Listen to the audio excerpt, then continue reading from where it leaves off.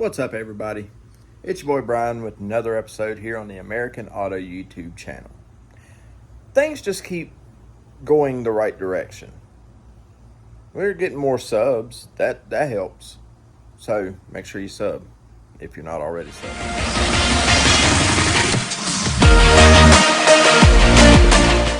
What we've got here, guys, is a 1970 Dodge Challenger.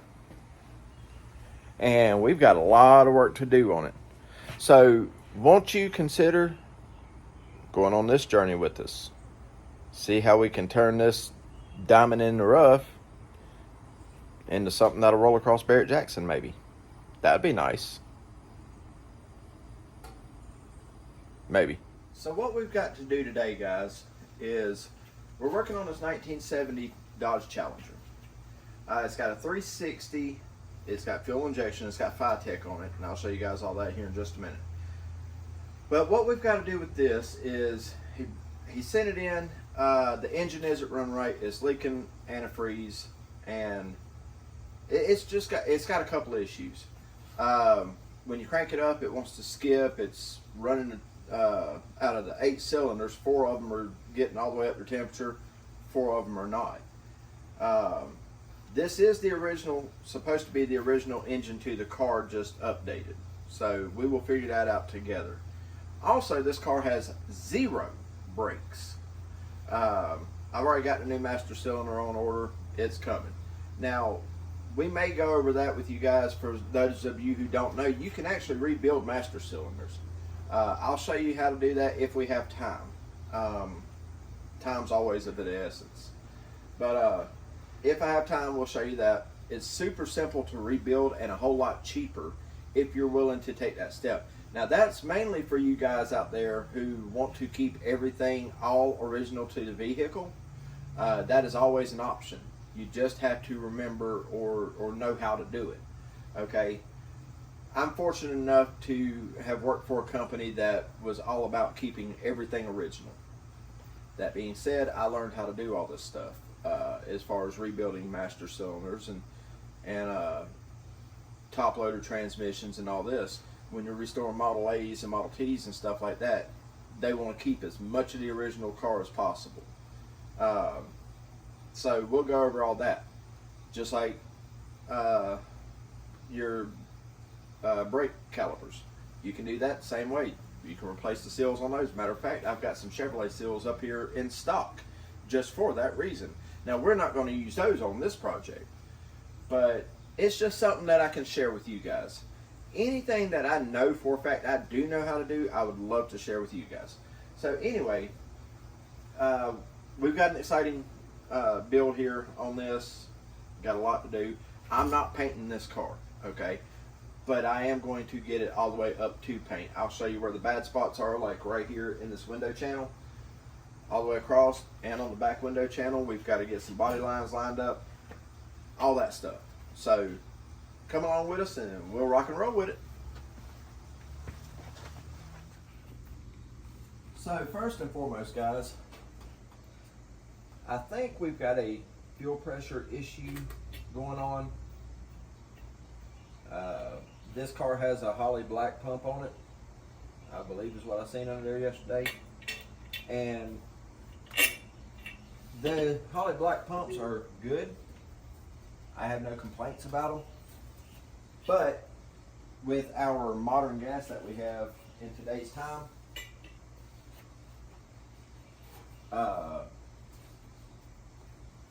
they tend to stop up. And I also know pumps like that, inline pumps like that, they want to push, not pull. And this one is mounted on the frame, so we got to take care of that.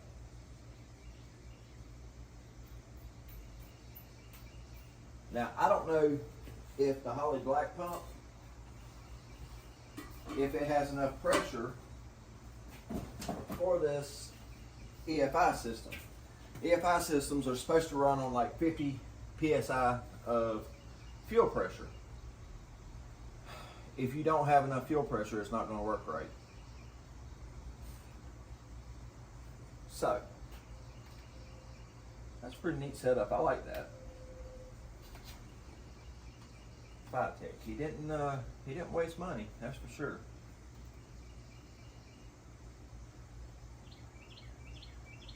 But like I said, the main thing I need to do is pop that line loose and figure out if we've got the right amount of fuel pressure. So let me get some tools set up and I'll bring you guys right back. All right, ladies and gents, an hour later, and we finally got spark plugs changed. That was the first thing I wanted to do was change spark plugs because those were burnt. So we learned something really interesting. We learned, because of the spark plugs, that this big bad boy here is in fact a 440.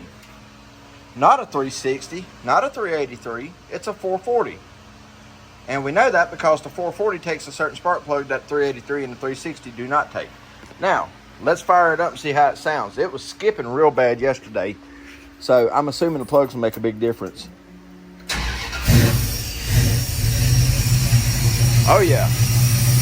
Oh yeah.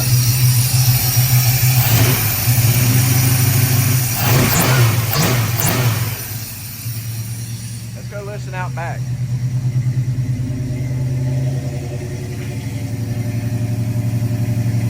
Sounds pretty good to me. Sounds damn good. All right, let's see what's next. So next was getting the coolant back in it, which in this case we just put water in it because antifreeze is expensive. So there ain't no sense in filling it up with antifreeze when you're looking for a leak that you know is there. So it took almost 2 whole gallons, and lo and behold, after you put antifreeze in it, it runs a little different. So yeah, we fired it up, got it all the way up to temperature, made sure there wasn't no air in the system, and the coolant temp sensor works to kick the fans on, the nice electric fans. So that worked out good. Now bear in mind, guys, that I did this and then I left and went and got the baby. So it's already cooled back down now. But we've got them nice electric fans down there. The only thing I don't care for is as the temperature was coming up, it didn't kick the fan straight on. They kind of surged on, off until the temperature rose just another degree, and then they kicked on full time. So we might look into that. But what I can tell you is over here, let me get around all my mess. Down there is where the antifreeze / water is coming out at, okay? And I'm not real sure, so I think we're gonna pull this header off over here and see what's going on behind that, because I have a funny suspicion this bolt down here, anyway, there's a bolt down there, and I have a funny suspicion that it's in a blind hole or a straight through hole, and it was never sealed. So we're gonna check that and see if that fixes the issue. We're gonna pull that valve cover off, and we'll just go through and check all of them to make sure they're torqued right, retorque them, all that stuff.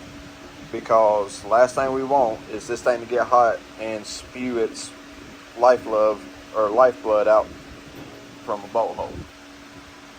But we will take care of that here in a few minutes. I'm waiting on wifey to get home so I can get back out here and get on it. And yeah, so I will see you guys back here in just a minute. All right, ladies and gentlemen, as promised, I said if I had time to show y'all how this particular operation with the brakes works, I would do it. Well, turns out I have time. I just got the engine warmed up on the car and found where the coolant leak's coming from. Little did I know, it's coming from the header bolts. So we're gonna let that cool down. I'm gonna pull the header bolts out, put some Teflon on them, and put them back in. So yes, it's inside of the pan. Reason being is because there's brake fluid in it. And this is going to be slightly tough, I think. Let's see. Don't do that with your expensive screwdrivers. Yeah, there's still a little fluid in there. All right, so we'll drop that and just dump. Actually, we'll pull that back out. All right, that is gooey and gunky, yes, but that's okay. We don't mind that. So when I turn this around here, guys, you'll notice there's 2 screws holding this plunger in. We're gonna have to get those out. And I really hope and pray this comes out decently easy without breaking anything. All right, so what we had to use here, I had to go over there and dig it out. But this is your impact driver. This is an old school one. I don't even know where I got it from, but it goes on a extension, which I may have gotten it stuck on there. That's fine too. Oh, there it is. Anyway, that goes on an extension. I just used one of my cheap, crappy extensions. Slip that in there, like so. Put it in the old rusty bolt. Hit it with a hammer. Tap it a couple times. Throw your ratchet on, and goo goo goo choo. There it is. So let me move back over here, guys, and then we'll get back on it. There's just something about being able to smack something with a hammer that makes you feel better about the work you're doing. Maybe that's just me. I don't know. Bolt number 2.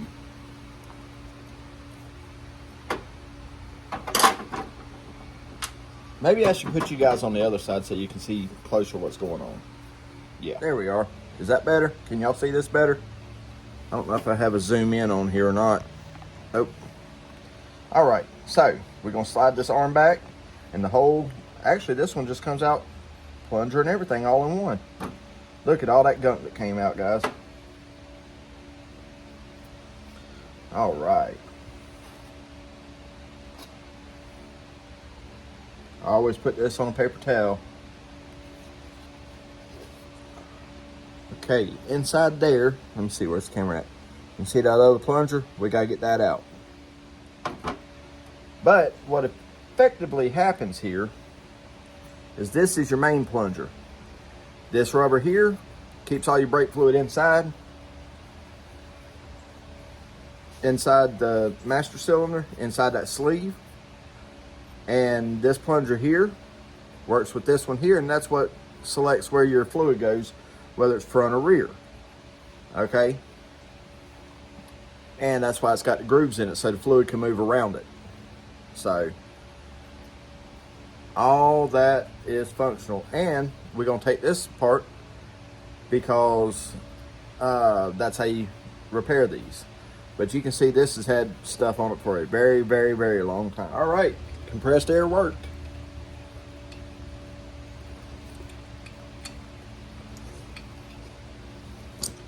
Move this out of the way.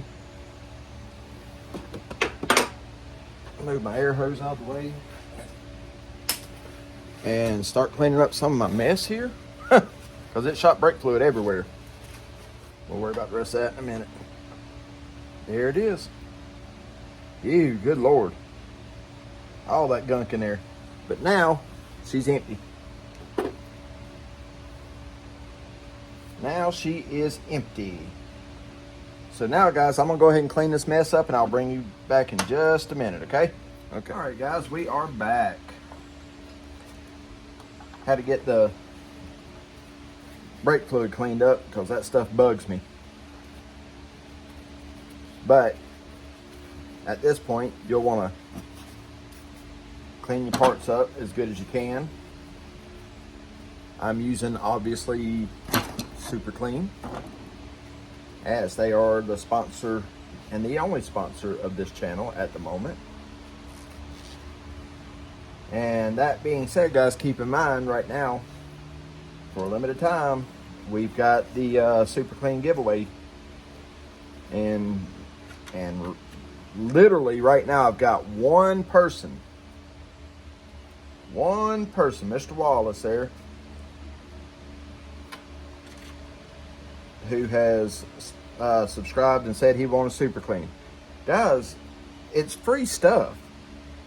Everything is free. You don't have to pay for the Super Clean. You don't have to pay to subscribe to the channel. All you got to do is hit that subscribe button and type the words, "I want Super Clean." That's it. And I'll show you just how good this stuff works. I mean, it's amazing.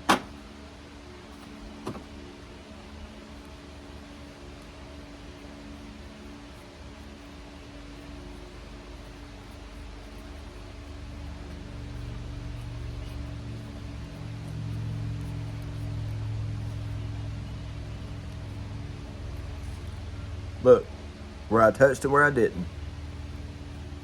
Watch.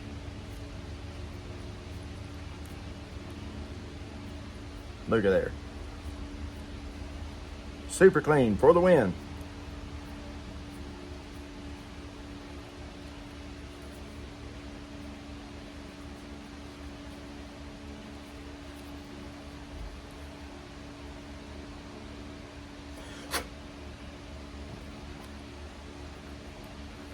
Look at there. Cleaned up that end plate real nice.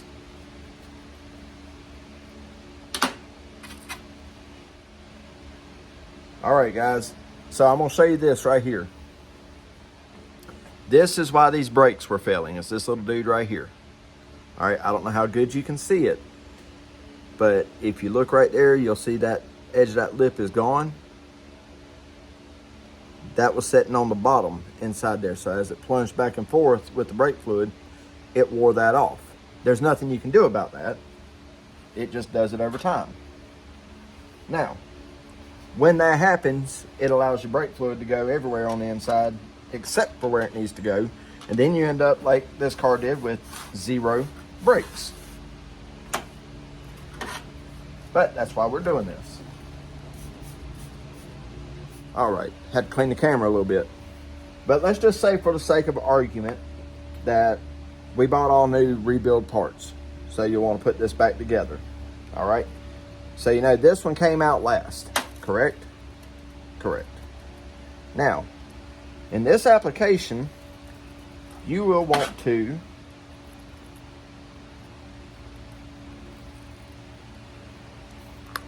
put it all back together the right way. Not like this. See that dude. That's your spring holder, goes like that. Yep. And this one goes on the bottom. Like that. Alright. So you'll put that on. Put that on. And then this will slide down on the inside of that. Like so. At which point you'll take this nut, or this long Phillips head, slip her in there. You want to screw that in till it stops, just like that. There's your main shaft. All your new seals are on, right? Right. Now, this one here goes in backwards, okay?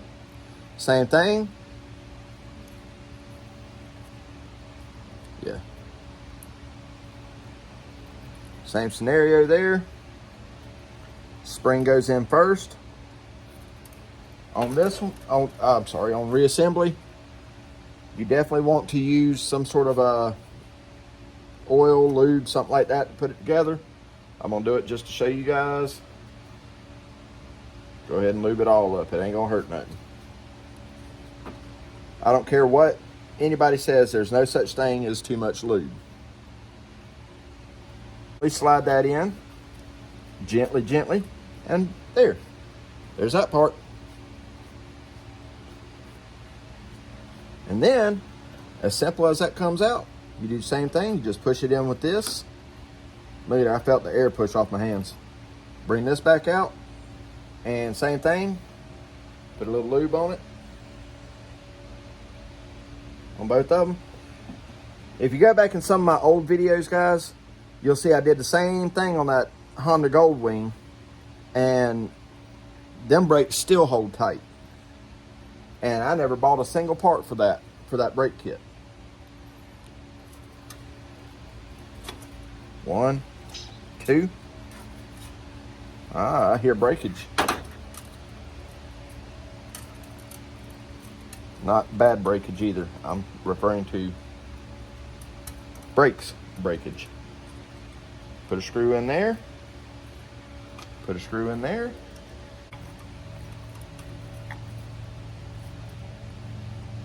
There's that one. And there's that one. All right, so I got my loop lines in. And we're going to put some old, this is old brake fluid. I'm not going to use the good stuff on it, because there's no reason to. But you just want enough to pump it up, okay? So that's when you grab this and slowly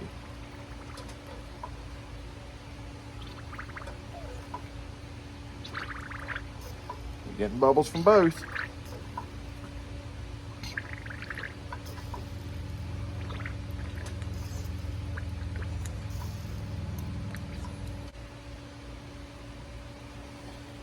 Guess what? Just doing that, I'll show you. Just by doing the cleaning we just did, we have, there's the front and rear. So we actually, this master cylinder is back working again. Now we're not going to use it, like I say, because we've already ordered a new one.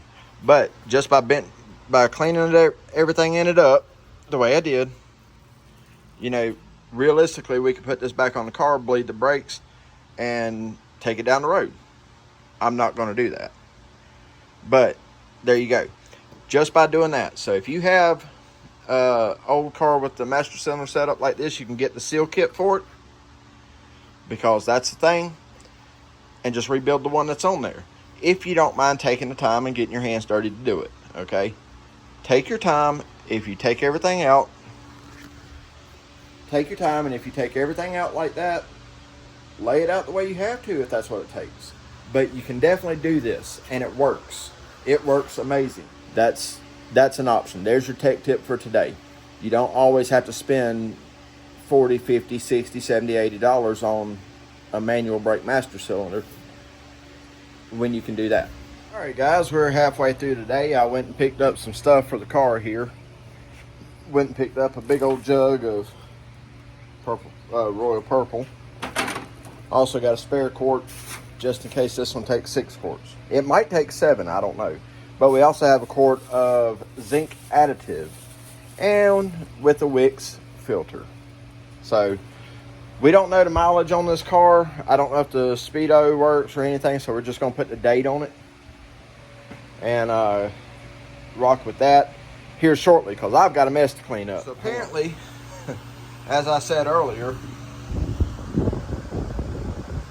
when you pull the studs out, you don't have a choice but to have to pull them all out because of that little guy right there. Yeah. So what I did, I jacked the car up to get it as high as I could, and I knew it was going to drop some antifreeze. I didn't know how much. Well, the answer to that is about 1 gallon. And 1 gallon of antifreeze on a concrete floor is a lot, for those of you that don't know.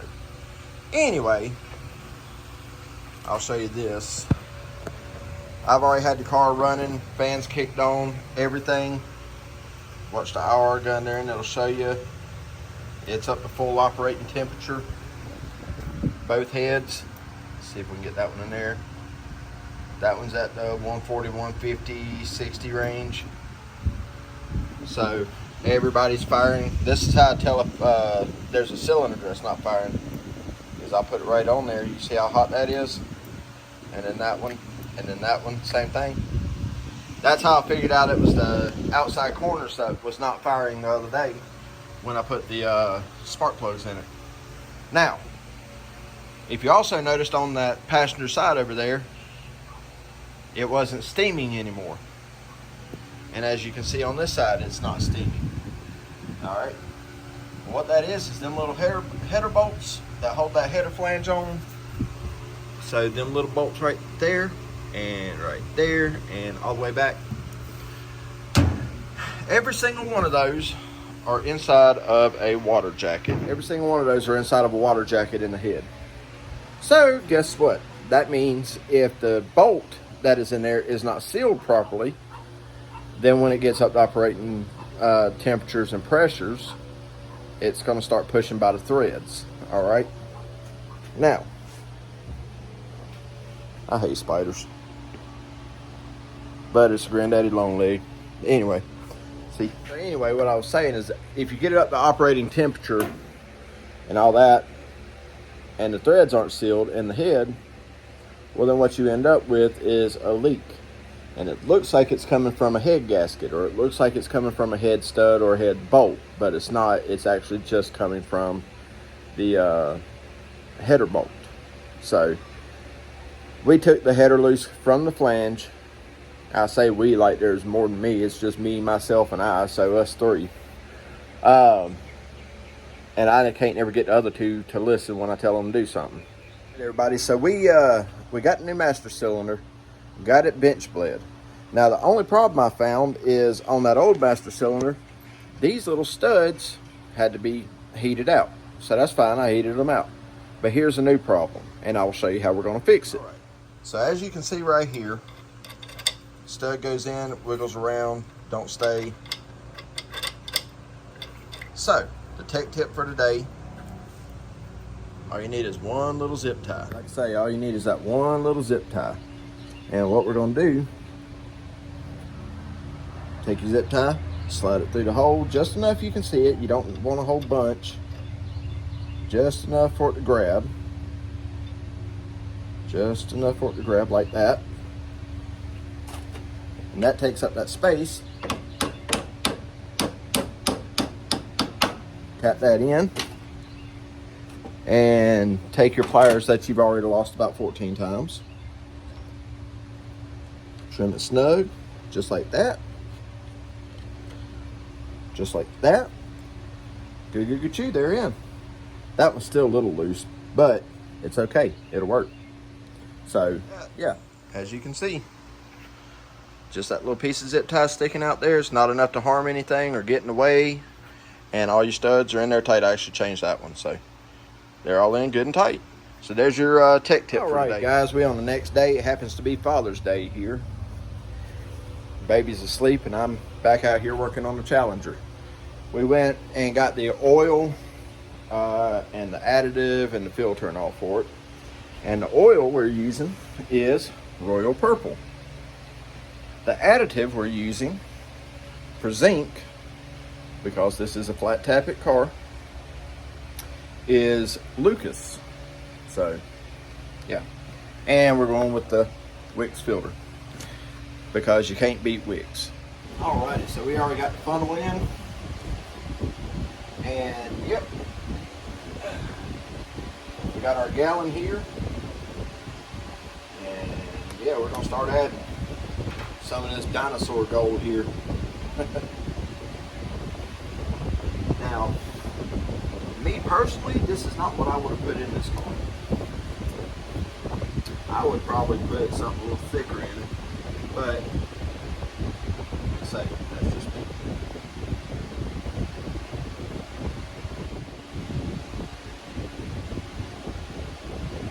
All right, we're gonna stop right there for a minute and add our zinc.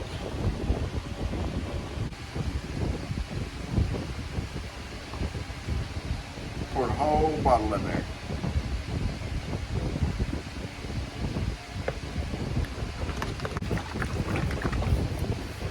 Anything else you mix in, you always shake it up real good.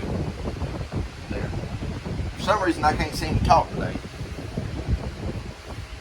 And here we go back to the corn again. The incidental on pour.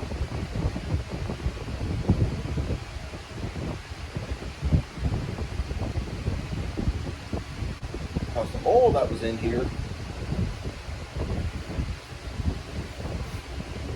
was not necessarily used up or anything.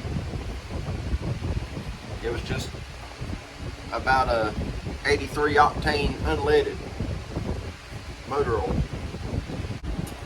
Let's see where we're at here.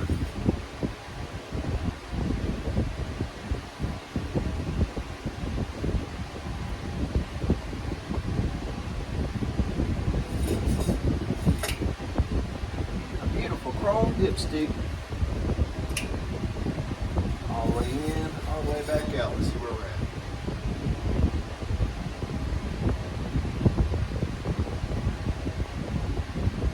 You know what, guys? That might have been perfect. We're about a quart over. So where we have wound up to at this point is this car came in with 0 brakes, skipping like crazy, not running right, and leaking antifreeze. All right, so catch up time, because this is going to take care of it on our mechanical side of it. The next video I start on this car will be, we're going to test drive it. I'll take you guys for a test drive, okay? But that's going to end it on this one because the mechanicals are done. No, it ain't. Yeah, it is. Yeah, it is. I've got to cut the oil filter apart, and he wants me to double check the motor oil, but I'm telling you guys the motor oil is perfect. He wants me to check, make sure there's no metal flake in the oil. So we'll do that, and then we're going to cut the filter apart and double check the pleats in it, but otherwise I think it's fine. So next video will start with a test drive of this car, but that's going to do it for this one. We have fixed the antifreeze, or fixed the skipping. That was the rotten, nasty, ugly spark plugs. We moved from there to the antifreeze leak, which was the header bolts. So we pulled all those out and sealed them and put them back in. Brought the car up to temperature, and no antifreeze leak. It's been sitting dead money since. And from there, we just did an oil change. Went to Royal Purple with a can of Lucas zinc additive. From there, we replaced the master cylinder.